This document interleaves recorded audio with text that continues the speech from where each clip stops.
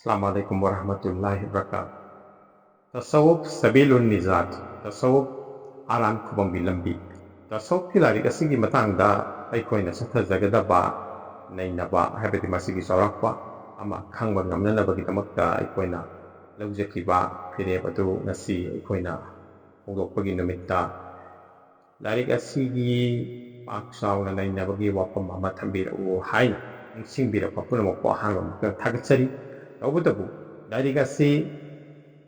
nakonsilliba wafamna yamba kudamoina aikoina wahoudoktasu haijakiba konjilliba wafamna yamba aduga larik volume saru asina pikpa wahai lekna amasung wafam yamdana thamkiba oibana masibu saurakna nainaba natana saurakna masig matangda wafam khara aikoina pongdokpa natana masigi pak saung nainaba haibadudi arubu wafam ama oigani.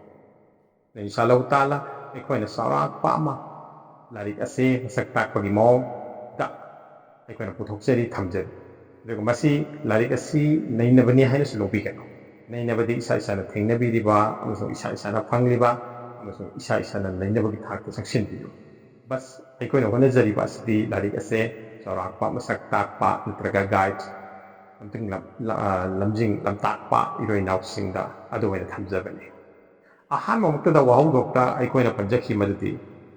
tasawwuf ki gyalosing ase deengi haibadi dharmagi haibadi islamgi bigyan dharmagi oiba machi oiba saruk aduni aduga islamgi na ruh haibadi thawai gi masakni thawai adumakni sadarana oina lamdam asida pari puri haibadi mamanghaitagi hauna hiram lam asibu ilami marifat ilam haina khangnaduna lai aduga tarikatta khongdaba bai tawraba mori singbuna marifat chatpa mi haina chawrangna khangnaduna lai aduga Allah wala bu khangba haibidi Allah wala singbuna alim singna Allah gi marifat khangba mi haina mokoi ba sakta narame aduga lambi maputhibagi mahangda thaduna sangshin khiraba fakir wali singi taibung mapuga natnawa phangluba da thorakpa thamoigi iyawabusu marifat haina khangnare haibadi masi sesak marifat haina ahlaman singna yam pamna tanaramba lohongbada natraga garigumba thawram amada natraga mitin mikhom amada mayamna adugumba marifat sakpa sesakpa singda toina haijaba request tawba tanbiyo haina request tawba amsung madubu tahallaga mayamna penjaramba adugumba pangangi Manipur Muslim singidi masagi culture nata moina lejarakpa top masaka marifat tasingmadi marifat ase ilmu marifat haibidi Allah Taala bu khangba Allah Taala manak nakraba masung adugumba fakir wali singaduna Allah Taala dagi phanglakpa adugumba iske ilahi adudagi thorakhiba madugumba thotkraba naukraba thamoi haibidi kalba salim ahingba thamoi sing Allah gi zikarga loina khrabasi amasung Allah gi zikarna makoibu ahingba wahimba tanatana thamoigi marol lolabasing makoising atuna kalamgi mateng lawdana masagi thamoidagi thorakpa wahina sinbanda sesakse tamrakhiban marifat haiba ming asiga loina tasengbadi masigi ming ama towana leiramba latte marifat wasak khangba adugumba sufising na saknai haiduna masibu marifat haina samna khangnakhiban sesak asimat tasawwufki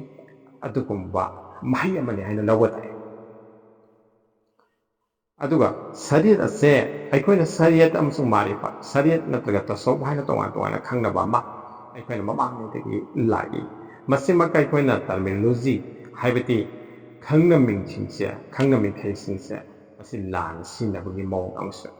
tasengbati shariat ase islamgi kanun chatna kanglol natraga batini mapan thonggi oiba jahiri mapan thonggi oiba sharu adu oina atahannaba amasung mamaitaba matam asida khangnabagi mawng ama leiri masimakti asengba chumbadu nakte tasengbadi ma shariat hairagadi islamgi ashuppa din ase islam ase asigi ashuppa sarpaduni isup supat sengna hairabada din islam asigi isup supa adubu shariat kawi natraga shariat haiba adu makni haiba sin larik asi mapung oiba pawjiansu aduga Shariat asigi manungda amale batini amsung amale jahiri habde nunggi oiba amal amsung pandura oiba amal ani thokna lejaba khang haiba sisu aman amabu mari leina dabanate masa amatani aduga thawai ga hakchanga kuma khudamona namazda khusu amsung khuju ani na pulag mapum phaba namaz oiba bumbani aduga khuju mapan thonggi hakchanga mari leina ba performance sing ado chumdraba kira chumdraba chumna lepdraba ruku salta chumdraba madu punama goiragadi mahakka namazi aduga laga leinaba mari thamoiga mari thamoiga oiba mari nunggi oiba mari khusu ado humility ado phangba ngamloi aduna khuju amsung khusu ani ase thawaiga hakchanga oibagumna islamda Shariat ki kanun niyam niti jahiri natraga amale bat jahiri nung pangi oiba amal ase amale jahiri ase amale batini habde nung oiba amal asibu mapung phana nabitamakani habasi sengna haibada mapan thonggi oiba amal sing asina manunggi oiba thamoigi oiba papu mahakka leinariba mari adu semi haijabe nataduna aikoigi nunggi oiba amal sikatta sangsilabadi mapuga manaiga ani barakta leinagadaba mari mapu pharwa natraga shamon natraga adu mising adu lamuk laba dinda phasik mosilhanba mi oiduna toy duna wahoudok te pijari Shariat ase din islamgi ashuppa mashak adu hauji haijakibaduni mase pan oiba kanglon hamada haibade amale jahiri amsung kanglon gi nungo nengpi oiba saruk amale batini ani asi laga sagatpa Shariat haisi 미유바나 다르마 쩌나 강론기 농교이바 판담 강다나 다르마도 쩌라바디 다르마기 까나바 방문 마우타 망자바 통한 보이트웨 하이바디 다르마기 판담마도 강다나 가리군바 아말라마 타오라바디 마두나 가리군바다 해마 아두다 낫다바다 마타우리바 마사망원다 망자바 오이나 톡바 보이트웨 마름디 판담마도 강나 타우드라바디 마하나 타우도리보 하이바디 이바다다도 심나 타우방감보 Chanabi riwaj oina tawrpa yai natragana madu tawda yati haiba zabardasti amada haibati dandi bu kibadagi mapu chena bu kibadagi natraga mahaga leriba samaj adu kibadagi mina kari haina kidagi haina khanbadagi tawba oirabadi tasena mak masi mani mafamda onthokna chauna mangjaba amai marabdi imangi thangka lakpada mahaki imana do cengjangba natraga ambot pa natraga mapung phada moige Islam samaj bu aroiba mapugi paujen bahandat Muhammad Mustafa sallallahu alaihi wasallam ibong mathakta ini thaba tonghan bishan ibona matamdugi haibati matam adugi ibongi matam adugi asam lakthora ba makhai Islam gi haibati aseng ba din gi maksad ka loinana pangthokpa ibadat mo ase hantaraki haibati chanabi oina tawraki sai haijakiba samaj adugma muslim samaj amada leiba matamda muslim sing aduna tawriba ado tawdaba yadaba haibati masagi mafam samaj mafam hangnabagi damakta tawba hairiba amal ibadata leiriba makhal ani haibati hakul ibada ado hakul ani ase masak khangdaba amasong hairiba ibadati haksing ase masak khangdaba maramna riwaj oina sanabi oina tawbagi mawong ase Allahi nabi matamdagi jamanatagi chupadudagi asum laptop iba makai hangalaki dinna riwaj sa nabi oiraki masidagi kari oire tasawwuf ila mamsung amal na miyoiba amagi nunggi masabo shandok saba tazkai nafs amsung thamoy gi rohani ke tha lepidun mapuni yabiba manai ama ohinabagi chumdring tabal lambi suluk phatpi nabagi mamay taraba matam asida tarikat ki sheikh singa choba thawdang lobirak hairiba thawdang asidagi tasawwuf haibasi thorpani haibade amale patini asibu hingnabagi tamakta Allah amsung bandagi marakta leinariba mari ase kain tawnabagi tamakta haibade masi handakiba amadi Allah ga bandaga leinariba mari ase mangsilapa ase amuk hala hingalaknabagi tamakta mamay taraba muta akhirin gi alim singna sheikh singna tarikat ase aikoi umat tayo halapan. Ado hangamadi tarikat haibase taseng Allah gi nabi gi matamda leiram dabra tasawwuf haibase Allah gi nabi gi matamda leiram dabra ilma batini hebse Allah nabi matam da leiram dabra haina hanglagadi tasawuf haiba maga Shariat haiba maga to wana ta aduna leiram te Shariat haiba sa amale zahiri amso amale batini ani mapun da yawi amso ani mapullaga Shariat haiba deengi ashuppa mashak asu oirakpani haina mamang tu ikena panjakre aduna lagi nabi matam da lagi nabi amati sahabai kiram sing magi tungin basing punama na tawriwa amal sing adu madge panam khana tawrami amasung sifate ihsan gi thakta hakka thuna mak yawrami karamna Allah gi dinasida islamasida kalima sonduna chengchil laklaba matungda makoibo muslim amage thaka laklaba matungda hen thazaba masabe hen kathok saba amasung Allah gi manak nakpagi lambi da lakhanba adukumba mukmin amo hempire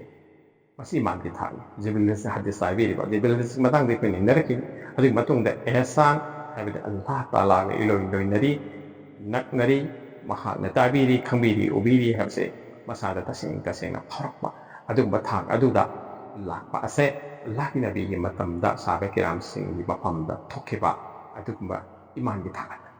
haribi iman gi thak ase sifati ihsan gi thak ase masidagi asum lapthorkiba hantharakiba maramdagi sifati ihsan gi thak ase yowba nanaba amale patini gi sharuk ase tawannabagi tamak sexingna habidi muta akhirin singna tarika ase inong longna makko umata yoholakpare suluk ki meyengda duniyadari punsi ase setan gi manai abdul nafs natraga Abdul Iblisni haiba nakai singbo hale ai natraga ai haiba isa gi mapu oizabagi wakalo lasina amatta wongai ba taibang pan ashuppa gi mapu mahaki manai oiba ngamhande thawai gi horakpam mapu ibonga mari samnadrabada thawai gi sakhatpa haiba da nakai singna phangba ngamlo Allah taala ga habida aige ruhuga horakpam thawai gi mapu oiriba thawai gi thawai oiriba Allah taala ga mari leinadana isagi yai phabadi hairunu nizat haibadati yam lakhe maramasna tarikatta asuna tambi nasagi horakpam khangu maramdi nasagi thoidokpa natik nangali yakai rakpada thawai gi horakpam gi maru yayo pharel lamle ladagi oiri isagi sakatpa thawai gi yakai ba wadi mitik mithoi ba adung bathak ado lakpada changdaba yadaba amadi ai thawai ya horak pham bapu ibungo mahaki mafam dagi oy kadabani mahaki mafam dagi masigi pangal thona lamjing yakai rakadabani amsu itik ase mangodagi phanglak kadabani aduna ikoina thawai gi mapu thawai gi horak pham thawai gi thawai oy ko mapu mahaka mari samladaba yadaba amani aduga adugumba thawai gi mapu ibungo mahaka mari samnanabagi lambi adu tarikatni haiba deengi ruh habidi islam gi ruh thawai gi oiriba thawai mak oiriba tasawwuf ki ilam habidi gyalo singna tayang pan basida mioi programa na masagi nong pan kaya ya ma chakhat chaba yabagi haiba to lamjing duna tai thinduna ta islam gi manungda leiba matamda dinbu khusamnaba dinda taguna hingba matamda mioi ba mana taibong mioi ba mana kaya na chakhatpa yabagi haiba to tasawwuf ki ilam singna maunda thinduna tai sina tasawwuf ta ilma batini da marifat ki lambi da lakpa sigi matang da wahang kaya mo hangbi mayam masigi kari tangai phadaba noina madugi pokum de masini deengi ruh thawai oiriba tasawwuf ki ilam gyalo singna tayang pan basida mioi po amana masagi manung mapanda kaya yamna sokhasabagi yabagi kaya yamna sokhasabagi yabagi haiba to thinduna tai masigi atopa bigyandi masini haib tasawwuf ki ilma batini gi ilma marifat ki atopa haib bigyandi masini mi amana masagi nafs haib self isagi apam gi makapon gerabadi ni thaugi sanga singasanda famlabasu masagi nungi nungdadi aduma bikhari ohendi aduga tayungi miyeng da lairaba gali khuding da koina chaliba taigumsung nafs isa self ki apami hondagi nanthokraba maning tamkraba phana taukraba safar dar watan mare maramda dahankraba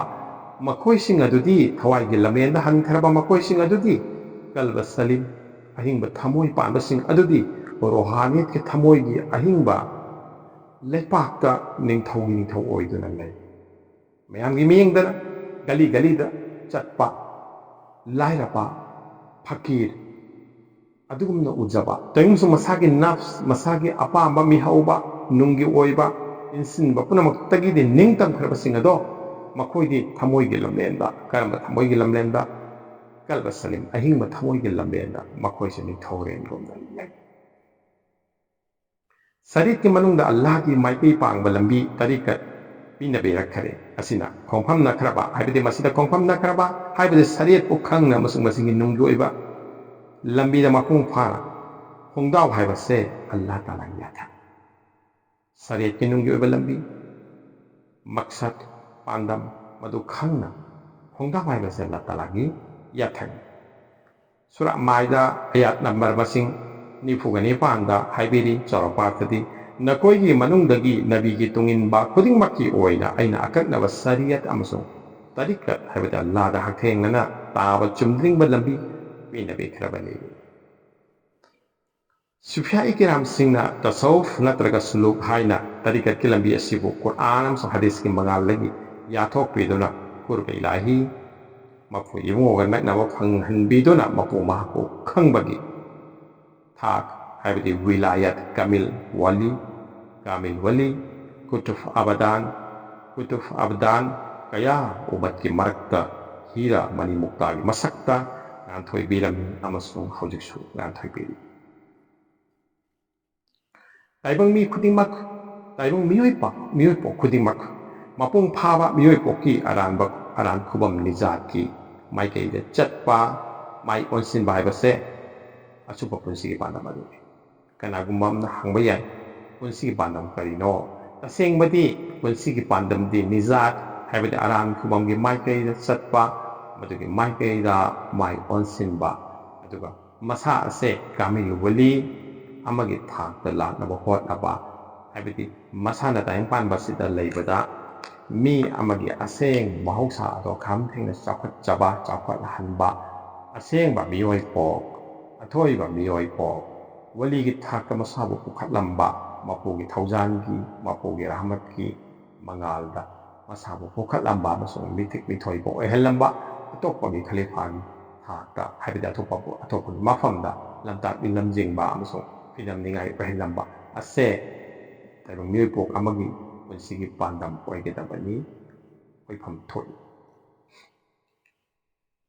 tasawki ilam pialawsingna mase nakhai singli haiki wafam haibidi mi amagi punsigi pandam ase tasawki wafamna pialawsingna nakhai singli haibidi haiba achumba se tasawki maikei la aba matungda khakta masuk thoi tasawufta tarikat ki khongsat asida tarikat ki khongsat haibadi Allah bogi maikei da Allah ki hakthengna Allah bo phangnanabagi Allah gi malak naksawa phangnanabagi adugumba chumdring taba lambe adu da kamil seki makhapona laptak lamjing phangkiba singdi khongsat ase yang sangsin lamtak lamjing yaudaba sing masanasu khongsat mangam pangdaba singdi masagi sulukki khongsat haiba manakai singna leijade makoi gi matangda Maulana Jalaluddin Muhammad Rumi gi mamal yamlab wahi sing matang asida tension nai oi madudi nini dangi khongsat ado lamjing len habidi sheikh pir yaudabata kana kumba amagi mafamda sahi chani sang habidi sahi nini khakta sangadaba yamna tenba matamda mahaki khongsat ado hauba amasu satpa panthung yaugadaba sheikh pir lamjing len amagi makhada hingabasing adugi mafamda nini khaktang changadabado kana kumba sheikh lamjing len pir murshid leitabasing mafamda sahi chani ga pakhak pai nei hai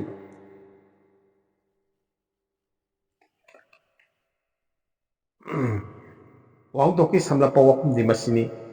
masiga loinana larik asigi makha tarakpada ꯑꯩꯈꯣꯏꯅ ꯇꯁawwufꯄꯨ ꯃꯁꯛ ꯈꯪꯅꯅꯕ ꯍꯣꯠꯅꯅꯕ inshallah ꯃꯦꯍꯅꯠ ꯇꯧꯃꯤꯟꯅꯁꯤ ꯑꯗꯨꯒ ꯑꯇꯣꯞꯄ ꯋꯥꯐꯝ ꯑꯃꯅ